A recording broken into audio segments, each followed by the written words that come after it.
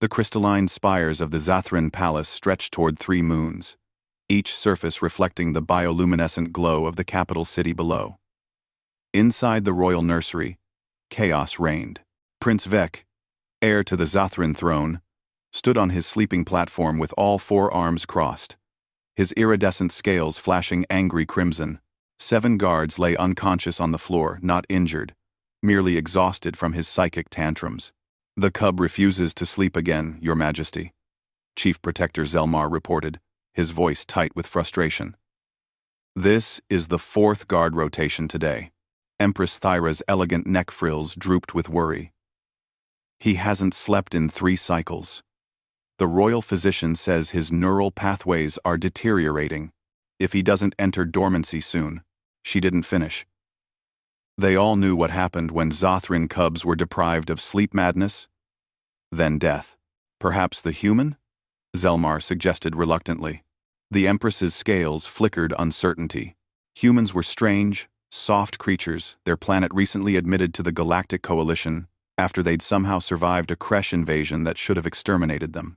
She'd hired Mira as a cultural liaison, nothing more. But, desperate times. Send for her. Mira walked through the palace corridors, her worn boots squeaking against the polished obsidian floors. 3 months on Jathros, and she still wasn't used to the architecture that seemed to defy physics. When the guards had summoned her to the royal nursery at 0300 station time, she'd expected another translation issue, or cultural misunderstanding. Not this. Prince Vec stood in the center of destruction. Furniture overturned. Guards scattered, his small body radiating defiance. But Mira saw past the tantrum. She saw the exhaustion in the way his scales flickered erratically, the tremble in his 4 small arms. He was just a scared kid who couldn't sleep. "Your Majesty," Mira bowed to the Empress, then walked toward Vec without hesitation. "Human, be careful," Zelmar warned. Vec's eyes flashed, and a psychic wave burst outward. Mira felt it hit her mind like a pressure wave. But humans had something the rest of the galaxy didn't. Their psychic resistance was absurdly high. Centuries of warfare and survival had hardened humanity's mental walls. She barely flinched. Vec's eyes widened in surprise. "Hey there, little guy," Mira said softly, sitting cross-legged on the floor beside his platform. "Having trouble sleeping?" The prince stared at her, his scales shifting from angry red to confused purple. In his 3 years of life, nothing had resisted his psychic abilities. This soft, furless creature should have crumpled like the guards. "Humans don't sleep?" Vec's voice was high-pitched, transmitted directly into minds through their natural telepathy. "Oh, we sleep," Mira smiled. "Sometimes we just need a little help getting there. Guards make it worse." Too loud in my head. Mira understood. Jathrin communicated partially through low-level psychic fields. For a sensitive cub, having multiple guards projecting concern, fear, and stress must be like trying to sleep in a thunderstorm. "What if I stay instead?" Mira offered. "Humans are psychically quiet, and I know something that might help." "What thing?" Suspicion colored his mental voice. "Stories. Earth tales. My mom used to tell them to me when I couldn't sleep."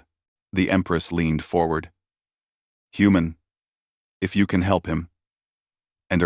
Vec climbed down from his platform and settled beside Mira, his scales fading to a cautious blue-green. "What is Earth Tale?" Mira thought for a moment, then began. "Once upon a time, there was a small planet called Earth." She told him about wolves and forests, about humans who were neither the strongest nor the fastest, but who survived through cleverness and cooperation. She told him about the stars humans watched for thousands of years before they could touch them, about dreams that outlived those who dreamed them. Vec's scales gradually shifted to soft lavender, the color of contentment. His 4 eyelids grew heavy. "Tell about dragons," he murmured. So Mira spoke of fire-breathing beasts and the knights who faced them, of treasure hoards and ancient magic. She told him about Street, George and the princess, about Smaug and the lonely mountain, about how the most fearsome dragons could sometimes be reasoned with, befriended, even loved. Around them, the room grew quiet. The guards watched in amazement as the prince's breathing deepened, his psychic field settling into the gentle rhythm of dormancy. And the dragon and the knight became friends, Mira whispered. Because sometimes the bravest thing isn't fighting, it's understanding. The end. Vec was asleep, curled against her side like any tired child in the universe. The Empress approached silently, her scales shimmering with gratitude. How did you? Mira carefully extracted herself, letting the prince settle onto his platform. You said the guard's presence stressed him. Humans evolved with almost no psychic ability.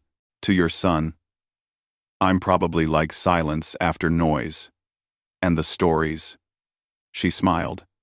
Every kid needs stories. Will you stay? The Empress asked. Not just tonight. As his guardian? Mira looked at the sleeping prince, his scales now peaceful silver. She thought about Earth, about the humanity that survived everything the universe threw at them, through nothing but stubborn determination, and the stories they told themselves about who they could be. Yeah, she said. I'll stay. 3 weeks later, Prince Vec refused all other guards. He would only sleep when Mira was present. When she told him tales of Earth, of humans who looked at impossible odds and said, not today, of a species that turned their lack of natural advantages into their greatest strength. The Zothran court was scandalized. A human guardian for the air? Unthinkable. But the Empress watched as her son thrived. As he began asking questions about courage and kindness and persistence, she watched as Mira taught him that strength came in many forms. And late at night, when Vec demanded more Earth tales, Mira would smile and begin again. Once upon a time, there was a species that refused to quit. The prince would drift to sleep, dreaming of dragons and stars, of a small blue planet whose people conquered the galaxy not through force, but through the simple, revolutionary act of caring. And in the morning, his scales would shine, gold, the color of hope.